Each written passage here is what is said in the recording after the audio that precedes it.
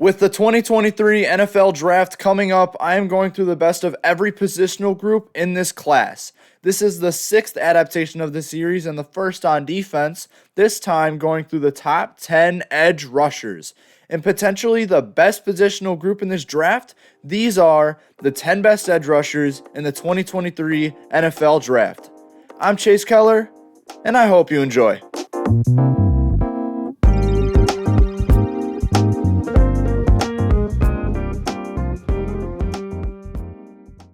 Coming in at number 10, I have Kansas State 4-3 defensive end Felix and Udike Azumah. He was 8th on my original list, and while he did go down in grade, he is still a disruptive and effective pass rusher.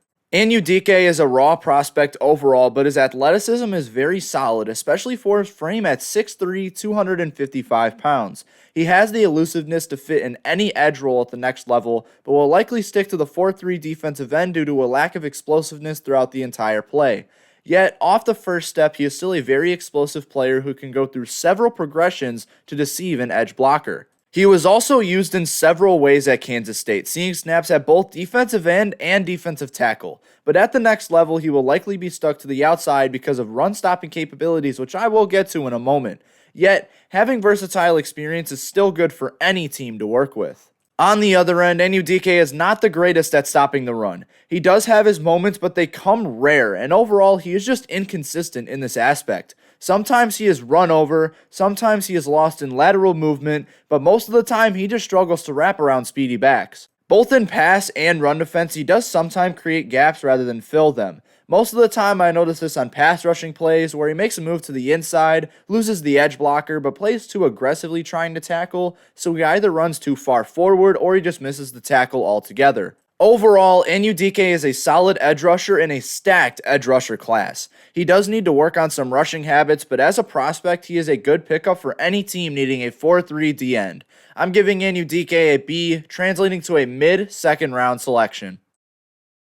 Coming in at number 9 is Keon White from Georgia Tech. One of two new prospects on this list, White is very new to the position yet already shows some great attributes in his game. Starting off, White is a fantastic athlete for an edge rusher, which comes from the fact that he was a tight end in both high school and for 1 year at Old Dominion. He put on a bunch of weight without losing athleticism and moves insanely well for a 6'5", 285-pound defensive end. Because of his frame and athleticism, he can play as a 3-4 OLB or a 4-3 D end. White can also play defensive tackle or nose tackle in some schemes, making him a certified defensive line stud. He was semi-efficient everywhere on the field at Georgia Tech, so every team needing any defensive line position will look his way.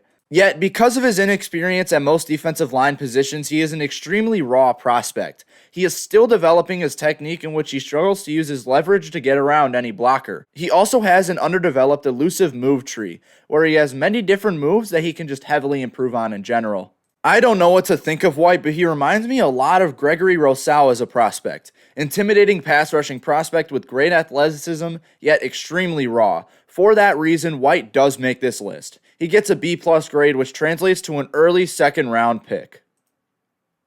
At number 8, I have Auburn edge rusher Derek Hall, who was originally number 5 on my edge rusher list. Hall's fall to number 8 is a little bit of a facade, as he is still the same old great prospect that I originally scouted 2 months ago. First, Hall is a versatile defender. Of course, he's versatile on the defensive line where he can play 3-4 outside linebacker, 4-3 defensive end, and 4-3 defensive tackle. He likely won't fit the role of a 3-4 nose tackle at the next level, but that is okay.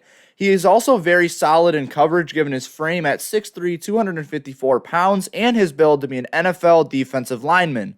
You can probably tell that due to his versatility, he is a dual threat on the line. He can pressure the quarterback and stop the run at efficient paces, and especially dealing with SEC competition, that is going to be looked at heavily for the next level. He is also fantastic on RPO plays, rarely being deceived by the play. He is both great at reading the blocking tendencies and being patient to await the play call. He had a lot of stops at or behind the line on these plays. Hall doesn't have any major concerns, but the amount of minor concerns is concerning in itself. He does have lackluster balance off the edge and sometimes lets his athleticism and pass rushing abilities get into him too much. He also falls off his footing a little bit when the offensive lineman makes contact first. Because of this, Hall often loses his footing, path, and focus in the pass rush, bringing inconsistent pass rushing abilities. Hopefully these stay inconsistent at the least for the next level instead of turning into reliable. Hall is also a raw prospect due to his underdeveloped technique combined with his athleticism and versatility. This isn't particularly a negative, but it does make him a boom or bust prospect. Overall, Hall is a nice raw prospect who should receive immediate opportunities. Yet, with his inconsistencies and boomer bust characteristics, teams should proceed with caution. I'm giving Hall a B+ grade, which translates to an early second round pick. At number 7 is my second new prospect to this list, Lucas Van Ness from Iowa. I originally didn't like Van Ness, but after watching a couple games of his, I can understand the hype around him as a prospect. First, Van Ness is very strong for an edge rusher. He holds functional strength that can translate into versatile upside, as even some defensive tackles lack the amount of functional strength that Van Ness has. He is a smart edge rusher as well, and he never fully relies on his strength to get him places. With that being said though, he may not fit into an edge player for this reason. He does not have the experience at interior defensive line, but with the skills he provides, he may not fit into an edge rushing role in the NFL. Add on his 6'5", 272-pound frame and lackluster athleticism, and you have an interior defensive lineman. He also has inconsistencies in technique and leverage and sometimes fails to use his arms to weave around defenders. With the lack of top-end athleticism, he isn't the greatest with lateral movement, so as an edge rusher, he will greatly struggle against edge blockers. A reason that he may stay at edge rusher though is he is explosive from the snap, but he lacks capitalization on that afterwards. You could find explosiveness on the interior line, but primarily the explosive pass rushers are utilized on the outside. Van Ness is a solid prospect as a defensive lineman, but maybe not off the edge. With that being said, he still grades well and lands on this list. Van Ness gets a B+ grade for me, which translates to an early second round pick. Coming in at number 6, I have Georgia pass rusher Nolan Smith. Smith is one of the prospects that boomed after the combine, which was after my first ranking video, which makes him more of a boomer bust prospect than I already mentioned that he was. Smith's best attribute is his overall leadership, which will translate to any scheme in the NFL. While at Georgia, he put up consistent numbers no matter where he was on the field or on the depth chart. When Georgia won the first of their 2 straight natties, Smith sat behind a lot of amazing NFL talent level defenders, and he still showed out and became a massive leader as quoted by his teammates at the time. He consistently brings in double teams due to his explosiveness off of the line. His overall athleticism is a big key to his game as he can use his quick feet, nice lateral movement, and top gear speed to have his way against slower blockers. Against better blockers though, he may struggle a bit as his leverage is a bit lackluster for an edge. His hand placement doesn't help him and he struggles to use his hands and arms to weave around blockers. That brings up a big problem. He needs space to work. He has functional strength, but he doesn't have the technique to use it. Along with the speed rusher capabilities though, Smith is a smart rusher and he is always making the best play for his team whether he becomes a non-factor or not. He is also staying aware on RPO plays and does not easily fall for lateral movement in the open field. He may not be able to tackle a guy like Jahmyr Gibbs or Devin Achane, but he has a reasonable open field tackling ability. He was also less productive than expected at Georgia, putting together 12.5 sacks and 20 tackles for loss in 4 years, which again, he was set behind a lot of great NFL talents early on, but in 2022 he put up 3 sacks in 8 games. As a prospect, Smith can be great or he can be extremely disappointing. It's kind of hard to say. He epitomizes the speed and speed rusher but does not have the leverage to utilize his functional strength. Overall though, Smith is still an A- prospect receiving a mid to low first round grade. Another guy who dropped a grade is at number 5, Isaiah Foskey of Notre Dame. Foskey is still a great prospect, but because of the stacked nature of his class, he falls to number 5. Foskey's best traits start with his versatility, in quotes. Now, he has play versatility and he can motion to different parts of the field. For that reason, he is an all-around defender who can play outside and inside and even some stints at linebacker. Yet, what's best for him is to stay on the outside to utilize his motioning abilities. Adding more onto that, Foskey can efficiently stop the run, pressure the quarterback, and drop back into coverage. While his pass rushing traits are the best part of his game, he has these other traits that are better than most edge rushing prospects. What isn't good about his versatility though is the variety of elusive moves past the line. He is very explosive from the snap and can get a first step advantage, but once squared up with the tackle, he struggles to deceive the blocker and uses the same elusive moves over and over. Whenever the trait doesn't work to his advantage, he relies on his above-average speed traits, which need to be flipped to physical traits if he wants to stay successful. Production-wise, Foskey was nice, putting up 25 sacks and 28 tackles for loss in 4 seasons, but when he was faced off against NFL talent offensive tackles, he concerningly struggled. If he can't face off against an NFL tackle after the draft, he will be out of the league in no time. As a prospect, Foskey is a consistent all-around defender that can make an impact for any team. What makes him great is his draftability, what makes him bad is his move tree and his concern against NFL-level tackles in college. I'm bringing Foskey down to an A-, which still translates to a mid to late first-round pick. Coming in at number 4, and a prospect that has grown on me by the day, is LSU edge rusher BJ Ojulari. The brother of productive Giants edge Azeez Ojulari, BJ is almost reflective of his size, but not of his game.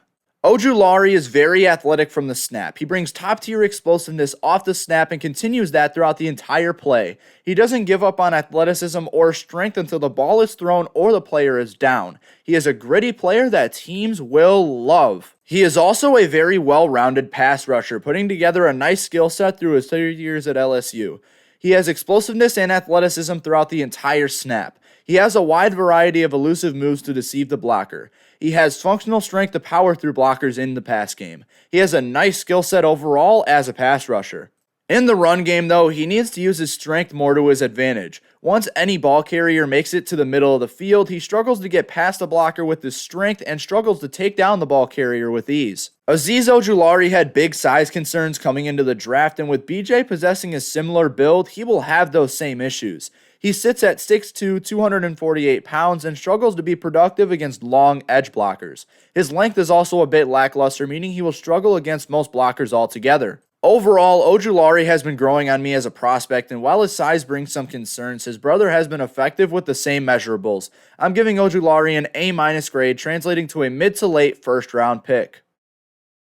A former A-plus prospect of mine has fallen as Myles Murphy from Clemson comes in at number 3. I loved Murphy as a prospect, and while I still do, he has lost a bit of his touch from when I originally scouted him. Starting with the positives though, he is versatile on the defensive line, having athletic traits to showcase off the edge and physical traits to show on the interior. He is an extremely intimidating prospect standing at 6'5", 268 pounds with a bulldozer of a build. He showcases all of that physical intimidation in game, but add on a good show of athleticism and you have a fantastic defensive lineman. He is also very consistent off the edge, constantly finding ways to disrupt the pass and stop the stretch run. He is a smart rusher who knows when he can't affect a play, especially in the run, where he uses his frame to push, but not actually push, rushers outside and let them bounce off. Flipping the inconsistencies, Murphy does have inconsistent elusiveness, as several times he used the best move and sometimes the worst.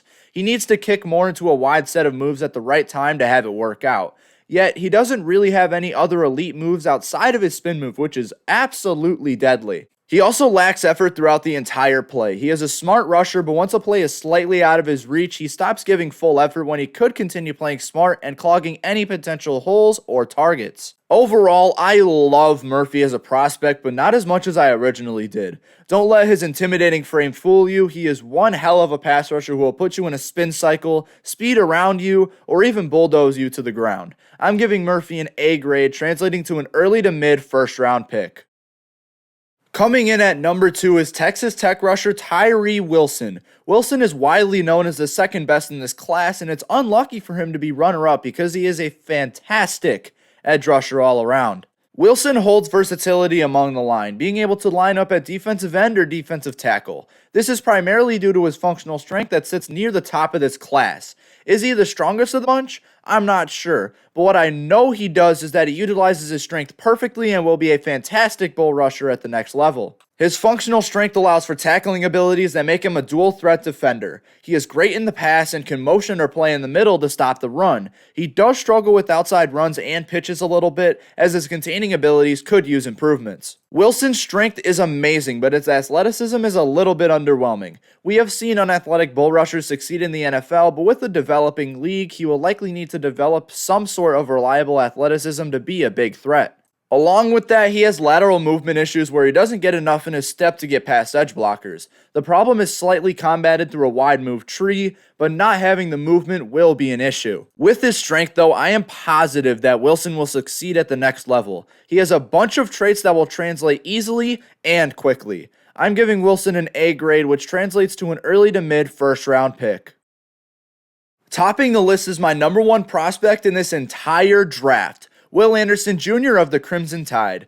Anderson has about everything you can ask for in an edge rushing prospect, and I expect his amazing production to translate to the NFL. Anderson is an all-around elite pass rusher with no nagging weaknesses in his game. He has the great athleticism to attack the quarterback in the pass, along with staying close on running backs to the outside. The athleticism is all around as well, including top gear speed, lateral movement, explosiveness from the snap, and more. Anderson is also versatile, not just on the line, but anywhere on the field. I wouldn't be surprised if he played like Micah Parsons in Dallas, where he is playing sub-snaps at outside linebacker, defensive tackle, linebacker, and defensive back. The versatility shows through his production, as he put up 34.5 sacks, 58.5 tackles for loss, 1 interception, 4 pass breakups, and an insane 200 pressures. There are no major concerns with Anderson. He is slightly inconsistent and he sometimes goes too low on snaps, but those are reaches in themselves. The biggest concern with them is that he has no big concerns, almost making Anderson like a too good to be true kind of prospect. Anderson is an elite prospect and he is the only guy who I can guarantee will translate greatly to the NFL. For that reason, he gets an A+ grade, translating to number 1 overall pick talent. I hope you enjoyed this top 10 edge rushers list. Did you agree? Did you disagree? Let me know in the comments below. Thank you guys so much for watching this video. If you enjoyed, please leave a like and subscribe to the channel and check out everything in the description. I'm Chase Keller from Chase Keller Journalism, and thank you guys so much for choosing this channel as your source of sports coverage. See you guys in the next one.